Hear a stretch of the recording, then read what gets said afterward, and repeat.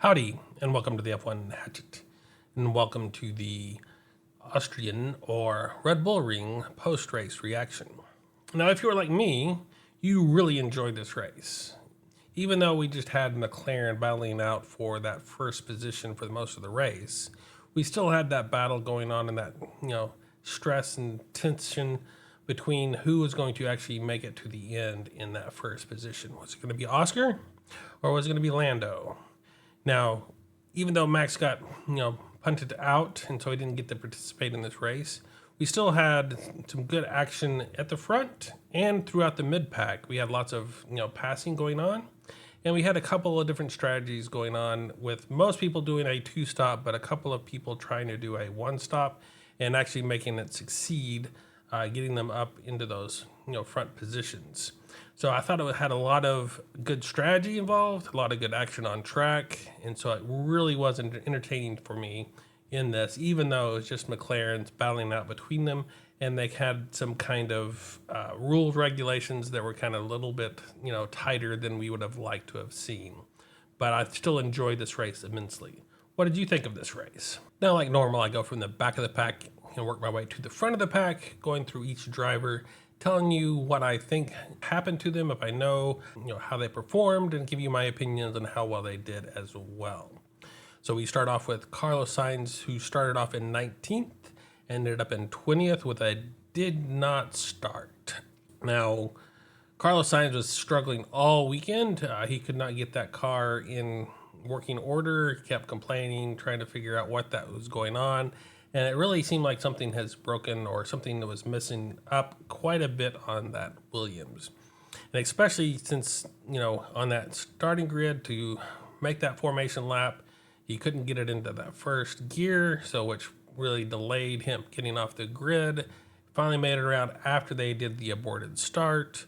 Came back into the pits because of the rules, having to start from the pit lane due to that factor. Got down to the end of that first pit lane, and then all his brakes were kind of seized up on his rear brakes and were on fire. And they ended up having to retire that car before he even got to do a single lap in this race, which was, I'm sure, very disappointing for Carlos. Even though he was starting off at the back of the pack, I was thinking that he was trying to figure out if he could get up there and get some points for Williams. So very disappointing for Williams to start off the bat, not being able to get Sainz's car off the grid. Then we come to Kimi Antonelli, who started off in 9th and ended up in 19th with a DNF. And you probably all heard, he was locked up his tires, kind of trying to do some avoiding actions on that lap 1 around turn 3, and just collided with Max, knocking Max out in that process, causing a safety car to come out so they can pick up those cars off the track and get them off and clear that track. So a very bad start for Kimi. I know he apologized to Max, on the track, but kind of kept his helmet on his whole walk back through the track area and back to the paddock, where he didn't really want to talk too much.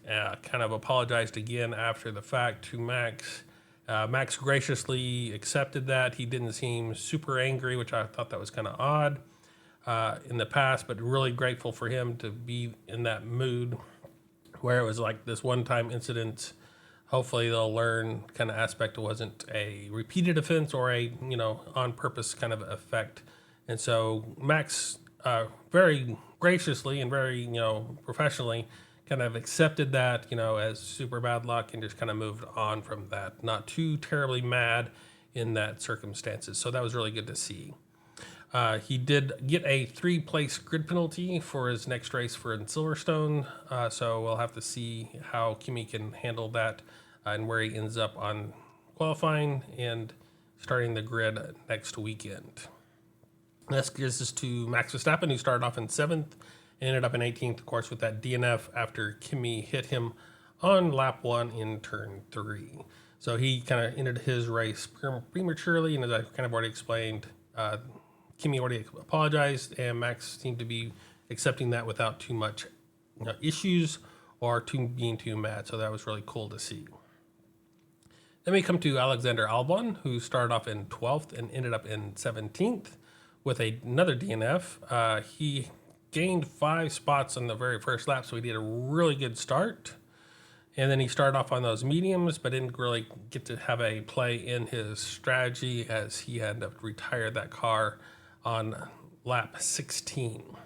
He did get to pass Pierre Gasly for 6th on lap 9, and ended up deciding that it was not really worth the pit stop back again when he hit lap 16 and pulled it back into the pit again and just retired that car. Now, the only thing I could hear or see at the time of this recording was there was a similar issue from Canada. So we'll have to see how that plays out in the future, see if it's a PSU issue or something else going on with the heat. They said it seemed to be two different issues between his car and Sainz's car, so who knows exactly what is going on. And Williams has two big problems they need to look at for their cars to figure out what to do before the next race in Silverstone. So hopefully they can get that together and do fairly well. But it's a fairly shame for Alexander Albon. So he was off to a really good start, doing fairly well, getting back up into the point area, and then having to retire that car. Then we come to Yuki Tsunoda, who started off in 18th and ended up in 16th. He had a rough weekend all the way around, and this race did not help in any point. He did gain 3 spots in the very first lap, doing a fairly decent job. He did a 3-stop strategy, kind of. I would have thought maybe he just got pushed into a 3-stop, stopping on lap 18, switching from a set of mediums to a set of hards, then going to lap 30 on those set of hards before switching back to a set of mediums, and then going to lap 45 on those set of mediums before switching to a set of softs. He did pass Stroll for 10th on lap 15 and had some contact that was deemed a racing incident, kind of banging tires. And then he passed Franco for 13th on lap 30 and then got repassed and had to pass him again for that 13th spot on lap 31. And he had more contact, making Franco spin around. And of course, Yuki ended up getting a 10-second penalty for causing a collision in that instance, which then pushed them back into the field. So not a very good day for him or Red Bull, since they had 2 cars that were outside the points. So no points for Red Bull this weekend at their home race. Always a disappointment. Yuki seems to be struggling a lot more in that Red Bull, so hopefully he can get his act together and kind of figure out how that car interacts and have a better race in Silverstone. This brings us to Franco Colapinto, who started off in 14th and ended up in 15th. He did gain 3 spots in the very first lap. He had a 2-stop strategy, stopping on lap 13, switching from a set of softs, which were one of the few people that started off on softs, and changed it to that medium tire that he went to lap 39 on before switching back to a set of hards.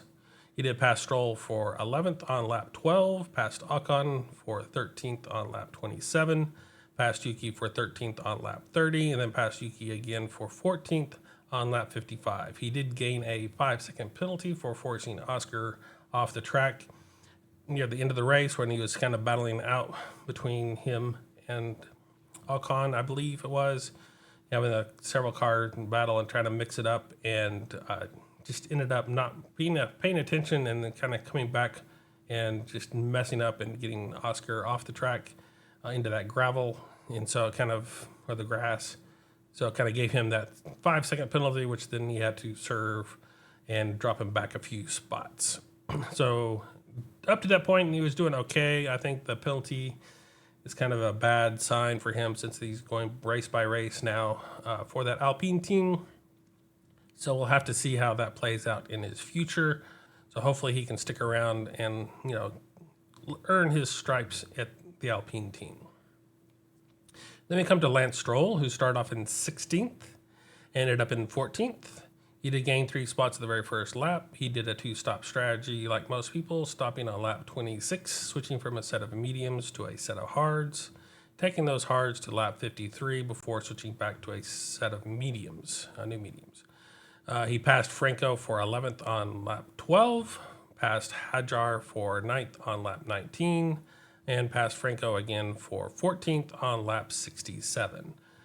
So he was not having the greatest day, kind of, teeling around in the back. I know he was making up a couple of spots overall, but in general, just not where he needs to be, up near his teammate, getting into those points for Aston Martin. So I'll have to figure out if his hands are still giving him some issues or if is having a little different issue in that Aston Martin. So hopefully he can, get that resolved and come back strong next week. Then we come to Pierre Gasly, who started off in 10th and ended up in 13th. He had a really good start, gaining 4 spots in the very first lap. He had a 2-stop strategy, stopping on lap 12, switching from a set of softs, like one of the few people, again, that started off on softs, going to a set of hards and taking those hards to lap 38 before switching to a new set of mediums. He passed Borletto for 7th on lap 12, passed Stroll for 9th on lap 25, and passed Stroll again for 13th on lap 54. Now, I know he got onto those medium tires and was really struggling, almost spinning it on several corners. So we'll have to see if they can get that Alpine in a better condition, better balanced for him in the next race. I know he's really disappointed in not getting into the points after starting off in 10th, but hopefully he can work his way through and they can figure out what's going on with that car in that heat or circumstances that they found themselves in this weekend.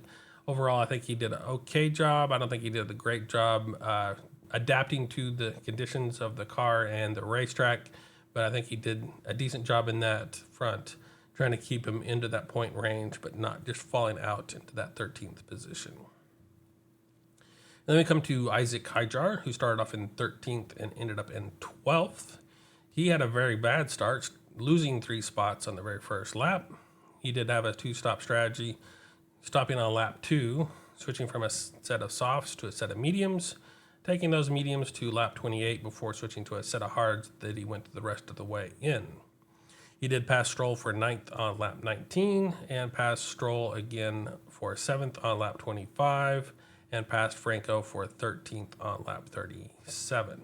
Now, this is kind of unlike Isaac Haijar in the past. We've seen him up in the front, really battling it out, really showing what he can do. And it seems like this weekend it didn't really quite click for him in any moment, and so he kind of was more in the back of the pack, not quite into the points where you'd like to see him. So hopefully that's just a one-time off, and he can get back into that working condition, in that racing bull. And so we'll have to see how that plays out. But a decent job, but unfortunately his teammate kind of outshined him this weekend, throughout the whole weekend. So we'll have to see if that can bounce back from that.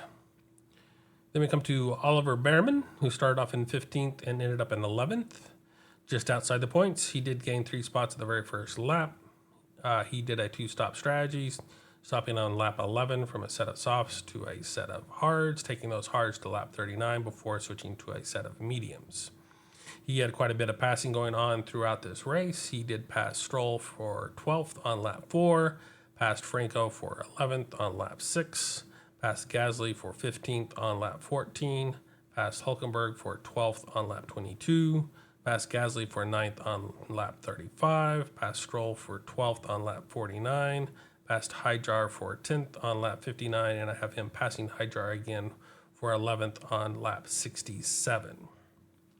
So quite a busy day for Oliver, and not getting any conditions where he was, banging wheels or anything. So that's really good to see, because the last few races he's been kind of, hitting other drivers, getting some contact here and there. So it was really good to see him getting a clean race and still having him, lots of passing going on for him, but just getting just close to the points, behind his teammate into that 11th position.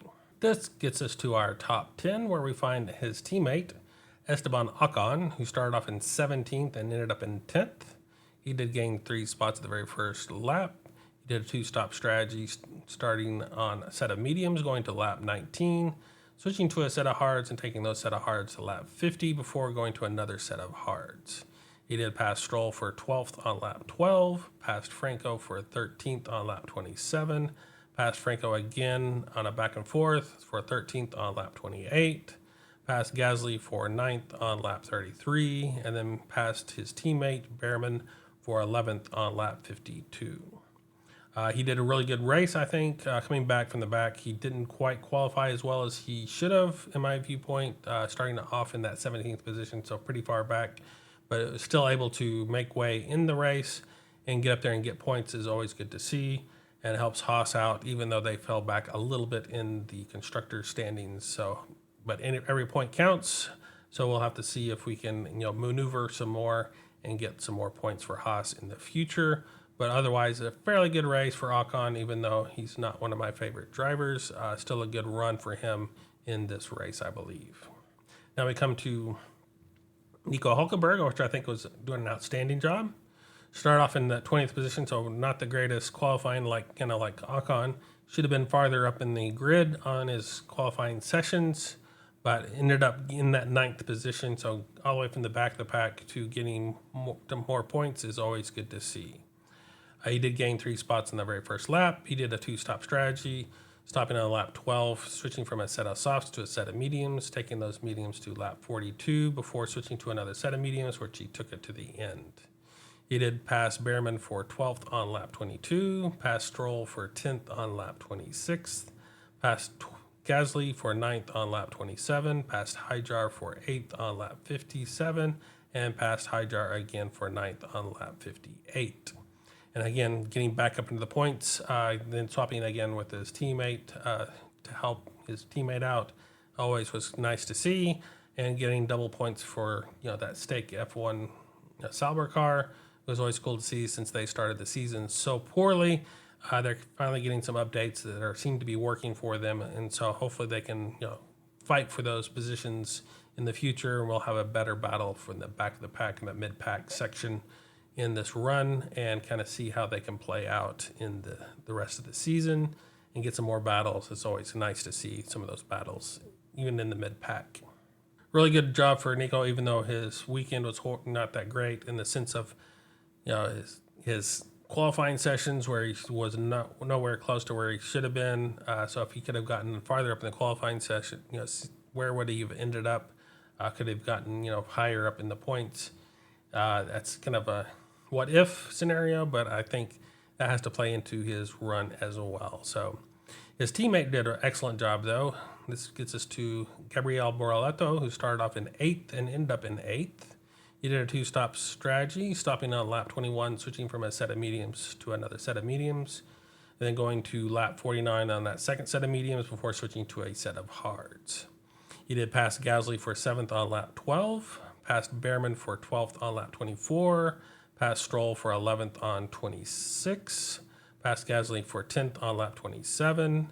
Then he swapped positions with his teammate Hulkenberg for 9th on lap 28. And then he passed Alonso for 7th briefly on lap 69. He was also voted the driver of the day, and I totally agree with that. For him to come back in that Sauber car and put it on qualifying conditions and keep it there during the race with all the turmoil and different strategies going on, and not sliding off the track or having any other conditions where he's contacting other drivers or whatever. It was really good to see him fighting, see what he can really do with that car. So hopefully see a lot more of that. If it wasn't going to go to Gabriel Bortoleto, I'd probably say Lando Norris for actually being able to keep the lead throughout this race, and potentially if it wasn't for him, I could see maybe Liam Lawson coming back again in that Racing Bulls from the back of the pack to the front, kind of qualifying his main team with Max Verstappen in that run, even though the qualifying kind of went against Max and probably would have out-qualified him fairly easily. It was just kind of interesting to see in the news that he actually out-qualified his teammate, but still being able to go out there and push forward and get in the points and get good points in the strategy that he held. So I could see that as well. So who would you have for the driver of the day? And of course, if Bortoleto can make it to the top 10, I think you should be able to hit that like and subscribe button. So do it now. This gets us to Fernando Alonso, who started off in 11th and ended up in 7th. He did gain 1 spot at the very first lap. He did a 1-stop strategy, so one of the 2 people that did a 1-stop, and he went all the way to lap 33 on a set of mediums before switching to a set of hards. And he passed Bortoleto for 7th on lap 69, where he's battling out with his younger driver, the leader, for Bortoleto and the contract conditions. So it's kind of interesting to see that dynamic play out on the track as well. And I liked it when he finally made it around to the end, and Fernando Alonso gave Bortoleto that nice congratulations on getting points, and that hug, and being able to do that even though they were battling out on track as well. Of course, it does help that he outdid Bortoleto and still got ahead of him, but it's still good to see that camaraderie between those drivers.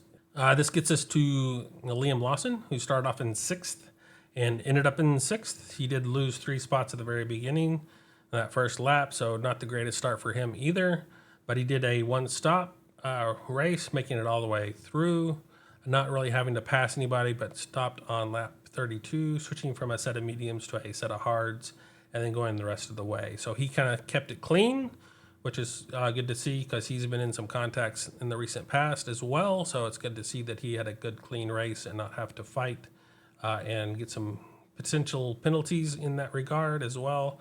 But be able to pull it all together in this race and make it all the way up to 6th spot.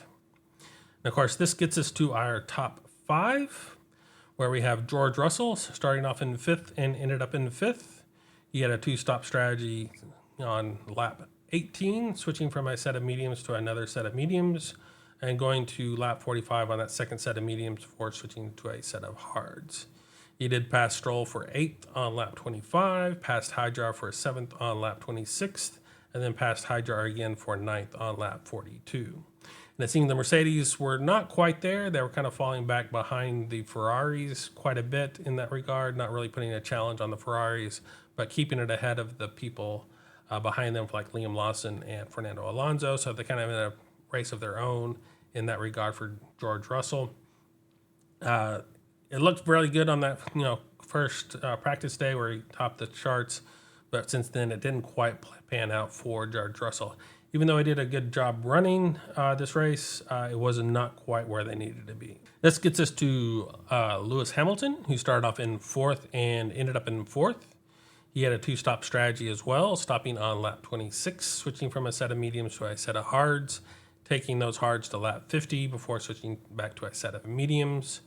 And he did pass Lawson for 4th on lap 30. Now, there was that nice big discussion between him and his team, because he wanted to stay out saying, they only have 20 laps left. These tires seem great. I don't need to switch back to another set. He wanted to stay on that and try to deal with that one stops and see if he could gain a couple of spots. His team overruled him, so we'll have to see if that plays out in the future. It was kind of interesting to see them argue back and forth in the sense of, they're saying, you need to box. And he said, why box? These tires are really good. How many more laps there are to the end of the race? They said 20 and box anyway. And so they kind of got overruled on that regard.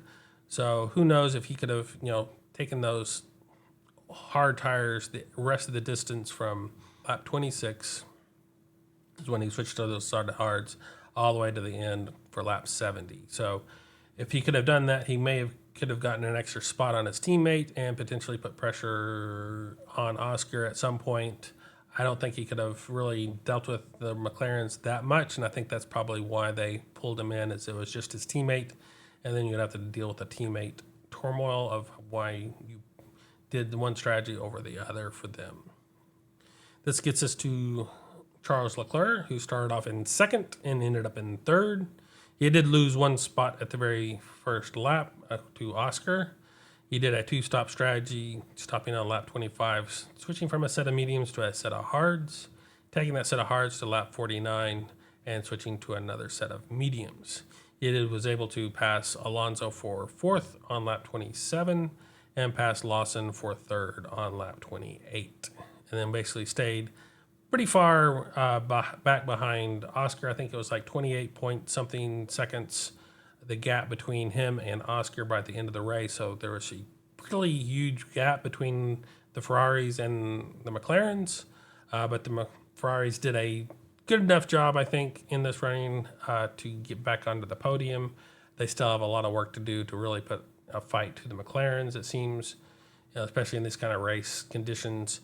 So we'll see if Ferrari can figure out what's going on with their car compared to the McLaren and do an excellent job, hopefully, and pull out so they can really compete for those wins in the future.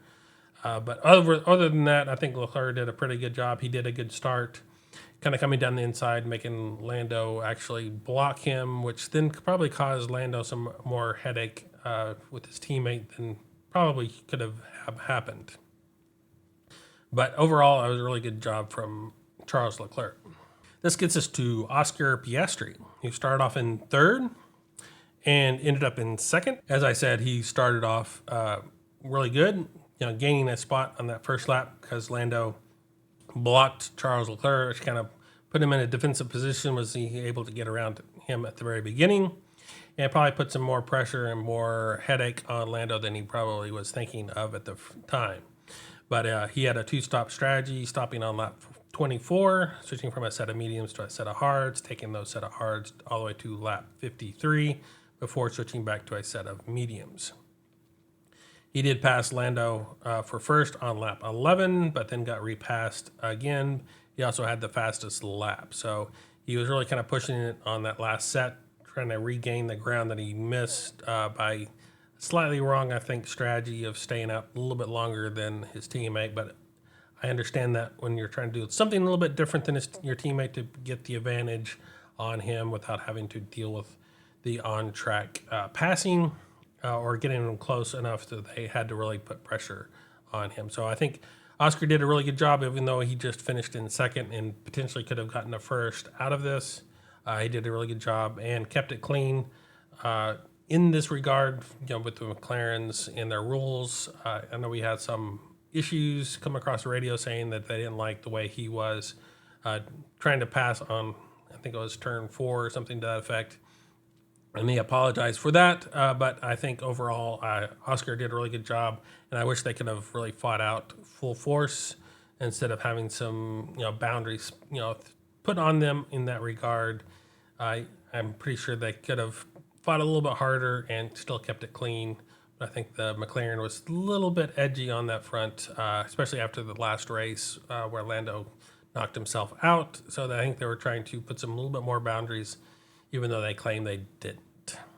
So a good race for Oscar, a great race for Lando. He started off in first, ended up in first. He did a two-stop strategy, stopping before his teammate on lap 20, switching from that set of mediums to a set of hards, going to lap 52 on that set of hards before switching back to a set of mediums. So he did a little bit of shorter stint on that first run, and that gave him a gap that I think that he used to his advantage. I think Oscar was getting those new tires and was able to put pressure on him, but they kind of messed up on the timing regard. So it's a little bit longer time gap than they were thinking it would be at the time. So I think that hurt Oscar in that front, but helped Lando in that regard, not to have the pressure as much near the end of the race. And I know he was feeling it because he was asking his engineer exactly what he could do to keep the times up because he was losing time to his teammate. That said, he had a good start. He cut off Charles Leclerc on that start to prevent him from potentially getting into that first position. But in doing so, he let Oscar get into that second position and put a lot of pressure on him in those first several laps, as we'll see here in the rundown of the race. And that kind of hurt him, I think, overall. So if he could have kept the lead, with the Charles Leclerc in that second position, that would have given him a little bit more gap in that first stint of this race, which would have helped him out overall.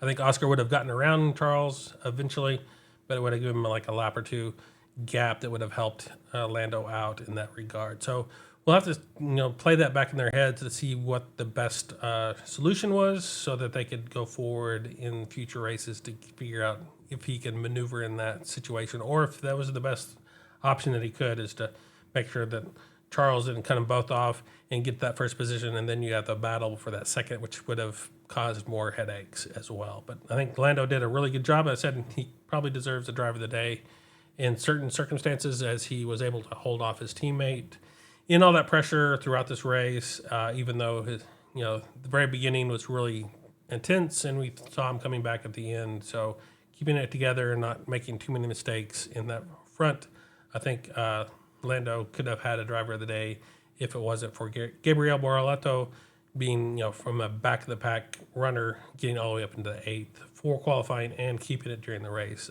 So definitely Gabriel Bortoleto deserved the driver of the day, but if it wasn't for him, I could definitely see it going to Lando. And as we go the rundown for this race, we kind of show you how the gaps are throughout this race. We had the aborted start, of course, because of Sainz not being able to start on time. And then we had a safety car come out on lap 1 that went to lap 3 due to Kimi hitting Max and having to delay that racing because they had to take those cars off the track. But by lap 5, we had a 0.89 second lead for Lando over Oscar. Lap 10, it was a 0.64 second lead for Lando over Oscar. Lap 15, it was a 0.75 second lead for Lando over Oscar. So very tight in those first at least 15 laps. By lap 25, after those pit changes, it was a 3.6 second lead for Lewis over Lando. And then lap 35 was a 5.44 second lead for Lando over Oscar. And lap 55, it was a 3.42 second lead for Lando over Oscar, so quite a bit less. And again, at lap 65, it was down to a 1.92 second lead for Lando over Oscar. And of course, by the end of the race on lap 70, because we lost a lap, it was 2.89 second lead for Lando over Oscar. So over a really good race, and that tension for that first position kept me entertained throughout this race for the lead, as well as all of the action on track in that mid-pack and lower, determining what those point positions when they can get them. So I thought this was a really cool race. And again, what did you think of this race? So what did this do to our driver standings? Well, we have Oliver Behrman, getting pushed back into that 18th position, Yuki dropping down to the 17th position, and Pierre Gasly dropping down to that 16th position, as Liam Lawson jumps over them into that 15th position now with 12 points. We also see Carlos Sainz dropping back to that 14th position after he could not run this race, still with 13 points, but Fernando jumping him now with 14 into that 13th position overall. We have Isaac Hijard dropping down to 11th, with Nico jumping him into that 10th position, now with 22 points. And of course, we still have Oscar in the lead with 216 points, but that gap has narrowed quite a bit with Lando now with 201. And for the constructor standings, what does this happen? Well, we have Racing Bulls jumping over Haas now with 36 points. Over Haas is 29. And we have Ferrari jumping over Mercedes with 210 points, over Mercedes 209, with Kimi getting knocked out and not being able to score. So we have a good win for Ferrari in this running, getting some extra points. And we, of course, we have the Racing Bulls doing pretty well with Liam Lawson in that regard, getting more points, jumping over Haas. And of course, we have McLaren still pretty far out in the lead with 417 points at this point. So what do we have coming up next? We have the British GP on July 6th, or Silverstone, if you want to call it by the circuit name, which sounds so much better in that regard. Like Silverstone in this track, hoping to having another good race at it. We have a length of 3.66 miles with 52 laps being run for a total race distance of 190.263 miles. We have a lap record holder of Max Verstappen in 2020 with 1 minute 27.097 seconds. And of course, it was first introduced in 1950. So until then, I will see you on the grid, and farewell.